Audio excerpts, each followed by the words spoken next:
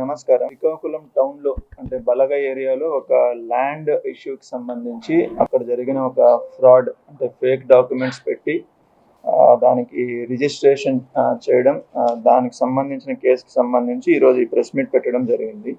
So ఈ land site వచ్చి మనకి చాపరం దగ్గర బలగ లిమిట్స్లో దీని వర్త్ ఒక 3 నుంచి 4 crores ఉంటుంది మనకి మార్కెట్ వాల్యూ.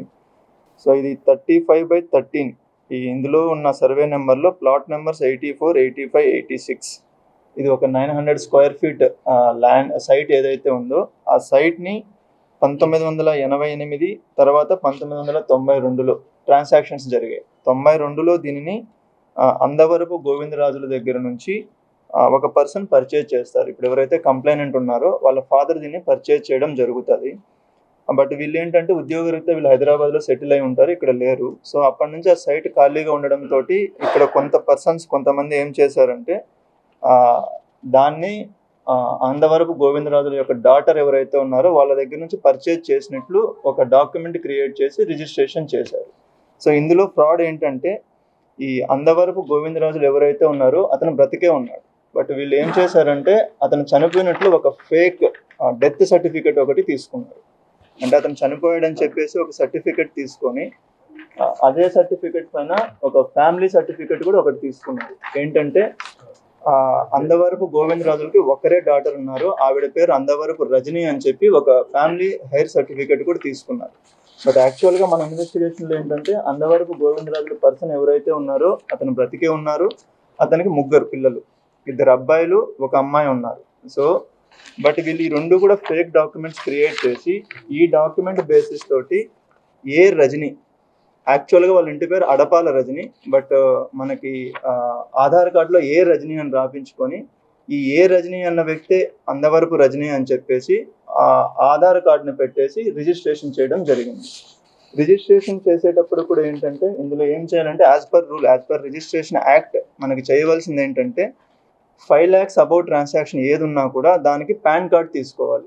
బట్ ఇక్కడ పాన్ కార్డ్ అనేది సబ్ రిజిస్ట్రార్ గారు తీసుకోలేదు. పాన్ కార్డ్ ఏమీ లేకుండా జస్ట్ మనకి ఏదైతే వీళ్ళు ఒక అగ్రిమెంట్ చేసుకొని ఉంటారో ఈ అగ్రిమెంట్లో దఫాలుగా మాకు కొంచెం అమౌంట్ ఒక 35 లక్షల రూపాయల అమౌంట్ వచ్చిందని చెప్పి ఏదైతే రాశారో దాని బేసిస్ మీద పాన్ కార్డ్ లేకుండా రిజిస్ట్రేషన్ చేశారు. బట్ మనకు అదే రిజిస్ట్రేషన్ యాక్ట్లో ఇంకొక ఆల్టర్నేటివ్ ఏముందంటే ఇన్ కేస్ ఎవరికైనా పాన్ కార్డ్ లేకపోతే Form 60 ఫిల్ చేయవలసి ఉంటుంది. Form 60 ఫిల్ చేసి అందులో సోర్స్ ఆఫ్ ఇన్కమ్ చూపించి మేము ఈ ట్రాన్సాక్షన్స్ చేశామని చెప్పి వాళ్ళు ఒక సిగ్నేచర్ చేయవలసి ఉంటుంది. దానికి సంబంధించి Form 60 ఏదైతే ఉందో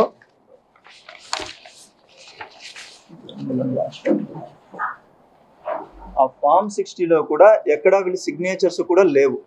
సో విచ్ మీన్స్ దానికి కావాల్సిన పాన్ కార్డు వెరిఫికేషన్ తీసుకోలేదు, Form 60 తీసుకోలేదు. అలానే మనకి అగ్రిమెంట్లో ఏదైతే పేరు ఉంటుందో ఆ పేరే సేమ్ అడ్రస్ తోటి మనకి ఆధార్ కార్డులో ఉండాలి. ఆ మినిమం వెరిఫికేషన్ కూడా చేయకుండా సబ్ రిజిస్టర్ గారు ఎవరైతే ఉన్నారో అప్పుడు ఆమ్దాల వలస సబ్ రిజిస్టర్ ఎవరైతే ఉన్నారో దాన్ని రిజిస్ట్రేషన్ చేయడం జరిగింది. సో ఇది ఫర్దర్గా ఇన్వెస్టిగేట్ చేసినప్పుడు మనకి తెలిసింది ఏంటంటే ఎవరైతే ఇతను తెలుగు సతీష్ కుమార్ అన్న పర్సన్ ఎవరైతే ఉన్నారో ఈ పర్సన్ ఇస్ ద మెయిన్. దీన్ని మొత్తాన్ని ఆర్గనైజ్ చేసి దీన్ని మొత్తాన్ని ఈ డాక్యుమెంట్స్ ఫేక్ డాక్యుమెంట్స్ క్రియేట్ చేయడం కావచ్చు, ఆ ఫేక్ డాక్యుమెంట్స్ పట్టుకొని దాన్ని మనకి సబ్ రిజిస్టర్ ఆఫీస్లోకి వెళ్ళి రిజిస్ట్రేషన్ చేయించడం కావచ్చు, ఇదంతా ఈ పర్సన్ చేయడం జరుగుతోంది. ఎవరైతే త్రినాథ్ అన్న వ్యక్తి ఉన్నారో ఇతను కూన పెద్దిరాజు తోటి కలిసి ఈ ఫేక్ డాక్యుమెంట్స్ అన్ని క్రియేట్ చేయడం, ఈ అగ్రిమెంట్ క్రియేట్ చేయడం ఇవన్నీ జరిగాయి. దీనికి సంబంధించి ఎవరైతే రిసీవర్ అంటే బయ్యర్ పర్చేజర్ ఎవరైతే ఉన్నారో వీళ్ళు వచ్చేసి ఈ ఎక్స్ స్పీకర్గా ఎవరైతే వర్క్ చేశారో తమ్మినేని సీతారాం గారి అబ్బాయి తమ్మినేని వెంకట శ్రీరామ చిరంజీవి నాగ అలియాస్ నాని, ఈ వ్యక్తి నేమ్ తోటి రిజిస్ట్రేషన్ చేసుకోవడం జరిగింది. సో ఇందులో ఏంటంటే వాళ్ళు ఎవరైతే పర్చేజర్ బయ్యర్ ఉన్నారో ఆ నాని కావచ్చు, ఆ తమ్మినేని సీతారాం గారు కావచ్చు, వాళ్ళ స్పౌజ్ తమ్మినేని వాణి గారు ఎవరైతే ఉన్నారో వీళ్ళ 3 కలిసి వాళ్ళ కాలేజ్లో ప్రైవేట్ డిగ్రీ కాలేజ్ ఏదైతే ఆమ్దాల వలసలో రన్ చేస్తున్నారో అందులో ఉన్న 4 లెక్చరర్స్ ఫ్యాకల్టీ మెంబర్స్ ఎవరైతే ఉన్నారో వాళ్ళని సాక్షి సంతకాలు పెట్టించారు ఈ 2 డాక్యుమెంట్స్లో. మనం ఎప్పుడైనా రిజిస్ట్రేషన్ చేసేటప్పుడు సాక్షి సంతకాలు ఎందుకు పెడతారంటే ఎవరైతే బయ్యర్ ఉన్నారో ఆ వ్యక్తి నాకు తెలుసు, అలానే ఎవరైతే సెల్లర్ ఉన్నారో అమ్ముతున్న వ్యక్తి కూడా నాకు తెలుసు అన్న దాని మీద సాక్షి సంతకాలు పెడతారు. బట్ ఈ నలుగురికి ఎవరికి సెల్లర్ ఎవరైతే రజని ఉన్నారో ఆ పర్సన్ పరిచయం లేదు, ఆవిడ ఎక్కడ ఉంటారో కూడా తెలియదు యాక్చువల్గా వీళ్ళకి. సో జస్ట్ వాళ్ళు పెట్టమని చెప్పారు కాబట్టి వీళ్ళు పెట్టేశారు. దీని అంతటికి కూడా ఏంటంటే ఈ రజనీకి కావచ్చు, వాళ్ళ అల్లుడు లక్ష్మణ్ రావు ఎవరైతే సతీష్ దగ్గర అసిస్టెంట్ గా ఉన్నారో వాళ్ళకి కావచ్చు, సతీష్ గారికి కావచ్చు, పెద్దిరాజు గారికి కావచ్చు, వీళ్ళందరికీ కూడా అమౌంట్స్ పే చేయడం జరిగింది. వాళ్ళు ఎవరైతే తమ్మినేని సీతారాం గారు ఉన్నారో, తమ్మినేని వాణి గారు అండ్ నాని అలియాస్ నాని ఎవరైతే ఉన్నారో వీళ్ళు పే చేయడం అనేది జరిగింది. దీనిలో మనకి రజనీ అన్న వ్యక్తి ఎవరైతే ఉన్నారో ఈవిడ యాక్చువల్ గా ఒడిస్సా జైపూర్ అక్కడ నివసిస్తూ ఉంటారు. వీళ్ళు వాళ్ళకి సంబంధించిన అల్లుడు లక్ష్మణ్ రావు ఎవరైతే ఇక్కడ ఉన్నారో అతను ఇక్కడ లోకల్ గా ఉంటాడు. ఇతని ద్వారా సతీష్ అన్న పర్సన్ వాళ్ళని తీసుకొని వచ్చి ఇక్కడ రిజిస్ట్రేషన్ చేయడం, ఇలా ఏవైతే వేకెంట్ సైట్లు ఉన్నాయో వాటికి ఫేక్ సర్టిఫికెట్స్ క్రియేట్ చేయడం, ఈ రిజిస్ట్రేషన్స్ అన్ని చేయించడం జరుగుతుంది.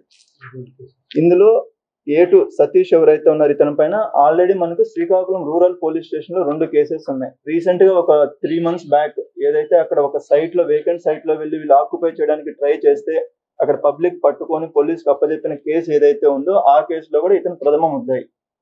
సో మన ఈ ప్రెస్ మీట్ యొక్క ముఖ్య ఉద్దేశం ఏంటంటే ఈ వేకెంట్ సైట్స్ ఏవైతే ఉన్నాయో వాటిపైన ఫేక్ డాక్యుమెంట్స్, అంటే ఇప్పుడు ఎలాగైతే ఇక్కడ ఫేక్ డెత్ సర్టిఫికేట్ తీసుకున్నారు, ఫేక్ హైర్ సర్టిఫికేట్ తీసుకున్నారు, ఆధార్ కార్డును ఫోర్జరీ చేశారు, వాటికి సంబంధించి ఒక లేని పర్సన్స్ ని, అసలు ఆ ఫ్యామిలీతో సంబంధమే లేని ఒక పర్సన్ జస్ట్ బికాస్ ఆ సర్నేమ్ ఏ అని ఉంది చెప్పేసి, ఒక సర్నేమ్ ఏమో అందవరపు, ఇంకొక సర్నేమ్ ఏమో అడపాల, రెండింటికి సంబంధం లేదు. అలాంటి పర్సన్స్ ని తీసుకొని వచ్చి ఇట్లా రిజిస్ట్రేషన్స్ చేసి యాక్చువల్ సైట్ ఓనర్స్ ఎవరైతే ఉన్నారో వాళ్ళకి ఇబ్బంది చేయడం అనేది జరుగుతుంది. సో మన ఇన్వెస్టిగేషన్ లో తెలియదు ఏంటంటే ఈ సతీష్ కుమార్ అనే పర్సన్ ఎవరైతే ఉన్నారో ఇతను ఇలాంటివి ఇంకా కొన్ని చేశారు. మనకి ఇప్పుడు మన ఇన్వెస్టిగేషన్ లో కొన్ని వచ్చాయి, ఆ డీటెయిల్స్ అన్ని ఇప్పుడు చెప్పలేము. ఆ విక్టిమ్స్ ఎవరైతే ఉన్నారో వాళ్ళతో పోలీస్ అన్న వాళ్ళు మాట్లాడడం జరుగుతుంది. మీడియా ద్వారా అండ్ పబ్లిక్ కూడా రిక్వెస్ట్ చేస్తున్నది ఏంటంటే ఇలాంటి ఇష్యూస్ మీకు ఏవైనా ఉంటే దయచేసి లోకల్ పోలీస్ స్టేషన్ లో కంప్లైంట్స్ ఇవ్వండి. ఇస్తే దాన్ని ప్రాపర్ గా డాక్యుమెంటేషన్ అన్ని వెరిఫై చేసి దాన్ని చేయడం అన్నది జరుగుతుంది. సో ఈ కేసుకి సంబంధించి ఈ రోజు మొత్తం మనము 8 మందిని అరెస్ట్ చేయడం జరుగుతోంది. 8 మందిని అరెస్ట్ చేయడం జరుగుతుంది. వీళ్ళు కాకుండా సబ్ రిజిస్టర్ ఎవరైతే అరుణ గారు ఉన్నారో ప్రజెంట్ హీరమండలంలో పనిచేస్తున్నారు, సబ్ రిజిస్టర్ గారిని కూడా ఇందులో అక్యూజ్డ్ చేయడం జరిగింది. ఆవిడని కూడా అరెస్ట్ చేయడం జరుగుతుంది. రిమైనింగ్ పర్సన్స్ ఎవరైతే ఇంకా 4 ఉన్నారో, ఒకరు అబ్స్టాండింగ్ లో ఉన్నారు, మిగిలిన 3 పర్సన్స్ ఏవైతే మనం మెన్షన్ చేశామో వాళ్ళని కూడా ఫర్దర్ గా లీగల్ యాక్షన్ తీసుకోవడం అనేది జరుగుతుంది. Thank you. దీనికి సంబంధించి ఏదైనా ఉంటే అడగదు.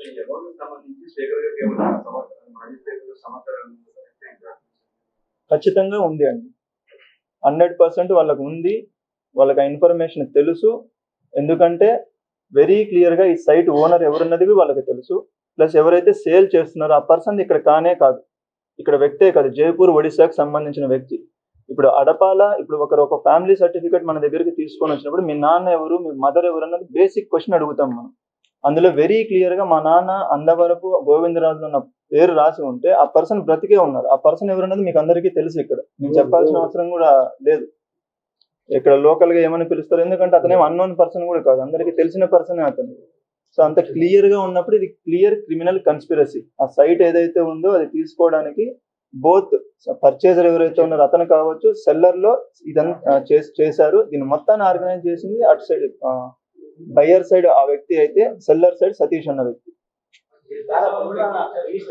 పర్చేజ్ చేసిన వాళ్ళు ఎవరైతే ఉన్నారో అంటే దీనికి మొత్తానికి కన్స్పిరసీ కింద ఎవరైతే తీసుకొని వచ్చారో తమ్మినేని సీతారాం గారు, తమ్మినేని వాణి గారు, వీళ్ళు కూడా ఈ కేసులో అక్యూజ్. వీళ్ళపైన కూడా మనకి చట్టపరంగా చర్యలు తీసుకోవడం అనేది జరుగుతుంది. ఇప్పుడు మీరు చూడొచ్చు అక్కడ అందవరపు గోవిందరాజులు అంటే ఆయన బ్రతికే ఉన్నారు. ఆయన చనిపోయినట్లు ఒక సర్టిఫికేట్ తీసుకొని, ఆయనకు 3 పిల్లలు, వాళ్ళకు ఒకే కూతురు ఉన్నట్లు తీసుకొని ఆ కూతురు కూడా ఎక్కడో అది తీసుకున్నారు. మనకి ఈవెన్ ఇది మున్సిపల్ కమిషనర్ నుంచి కావచ్చు అండ్ రెవెన్యూ అథారిటీస్ నుంచి కూడా కావచ్చు, ఆ సర్టిఫికేట్స్ ఏవైతే ఉన్నాయో క్లియర్ గా అక్కడ నుంచి ఇష్యూ చేయలేదు, వీళ్ళు బ్రతికే ఉన్నారనేది క్లియర్ గా వాళ్ళు కూడా మనకి డాక్యుమెంటేషన్ ఇవ్వడం జరిగింది. ప్రెస్ నోట్ లో ఇస్తారు. సో A1, A2, A3 అనేది అది పెద్ద ఇంపార్టెంట్ కాదు. ఓకే, అది జస్ట్ ఊరికే 1, 2, 3 నెంబర్స్ వేస్తాం కానీ ఇప్పుడు A1 ఉన్న వాళ్ళు ఎక్కువ చేసినట్లు, A10 ఉన్న వాళ్ళు తక్కువ చేసినట్లు కాదు. మనకి ఇప్పుడున్న ఇన్వెస్టిగేషన్ ప్రకారం, ఇప్పుడు వస్తున్న నేమ్స్ ప్రకారం అది తీసుకొని వెళ్తాము. ఫైనల్ చార్జ్ షీట్ లో ఎలా వేస్తారు, ఎవరిపైన ఏం సెక్షన్స్ వస్తాయి అన్నది ఇంపార్టెంట్. కొనుగోలుదారులు ఉన్నారు, అమ్మిన వాళ్ళు ఉన్నారు, మధ్యలో రిజిస్ట్రేషన్ చేసిన వాళ్ళు ఉన్నారు, అందరూ ఉన్నారు. అది ఇన్వెస్టిగేషన్ చేయవలసి ఉంది. బట్ ఫర్ నౌ వీళ్ళ స్టేట్మెంట్స్ ప్రకారం ఏదైతే ఇచ్చారో అది చేసినట్లు అనిపిస్తుంది. But we cannot confirm it super. మనకి ఇంకా ఎవిడెన్స్ తీసుకోవాలి దానికి సంబంధించి. దాని ఎవిడెన్స్ ని బట్టి మీకు ఫర్దర్ గా అప్డేట్ చేస్తాం.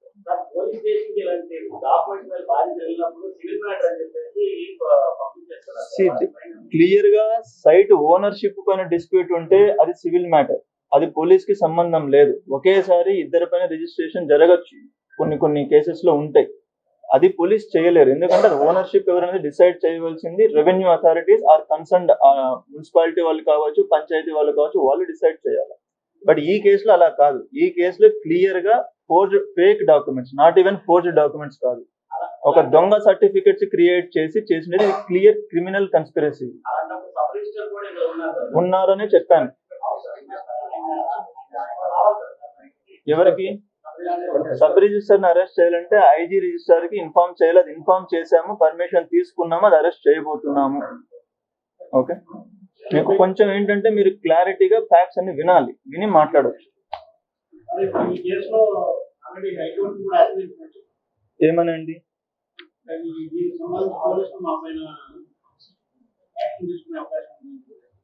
ఈ కేసుకి సంబంధించి మాకైతే కోర్టు నుంచి ఎక్కడ ఏమీ లేదు అండి, because this is a criminal case.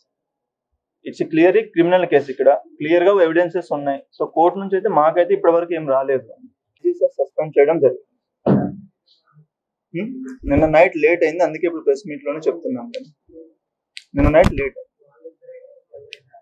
ఇప్పటికైతే వాళ్ళిద్దరిని సస్పెండ్ చేయడం జరిగింది. ఫర్దర్ గా ఏదైనా ఉన్నా కూడా మీకు అప్డేట్ చేయడం జరిగింది. అది కూడా చట్టపరమైన చర్యలు ఉంటాయండి.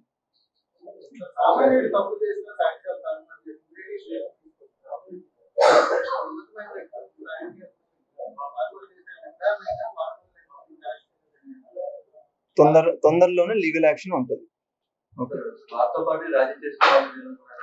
మొత్తం ఎవరైతే ఉన్నారో, మొత్తం ఆ సెటిల్మెంట్ లో ఎవరైతే ఉన్నారో, ఆ 4 వ్యక్తులు కావచ్చు, 4-5 మంది ఎవరైతే ఉన్నారో కావచ్చు, వాళ్ళు కావచ్చు, ఎవరైతే వెనకాల ఉండి దీన్ని మొత్తం చేశారో కావచ్చు, వాళ్ళందరి పైన కూడా చట్టపరమైన చర్యలు 100% ఉంటాయి.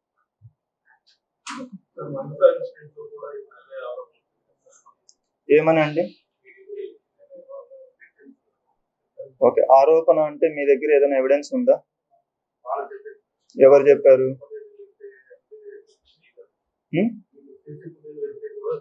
చేయలేదని చెప్పి ఎవరు చెప్పారు? వాళ్ళంటే ఎవరు? విక్టిమ్స్ చెప్పారు. ఓకే, మీరు అది వెరిఫై చేసుకున్నారా? సీసీటీవీస్ పోలీస్ వెరిఫై చేశారు లేదా? దీన్ని మీరు ఎలా రాస్తారు ఏది పడితే అది? దీన్ని అందుకని పవర్ పాయింట్ ప్రజెంటేషన్ అక్కడ పెడుతున్నది అందుకని. ఓకే, మీ సాక్షి పేపర్లు ఏది రాశారు అది చూపిస్తాను, సాక్ష్యాలు ఏమన్నా అవి చూపిస్తాను. Okay, then you can comment on that. ఇస్తారు, అంతా ఇస్తారు. ఓకే, ఇప్పుడు ఆ పేపర్లో మీరు ఏం రాశారో మీరు చెప్పచ్చు, అందరూ ఉన్నారు చెప్పచ్చు. మా సైడ్ ఇన్వెస్టిగేషన్లో ఏమొచ్చిందో మేము చెప్తాం, మీరు చూడొచ్చు. ఓకే బాబా, అది పెట్టండి.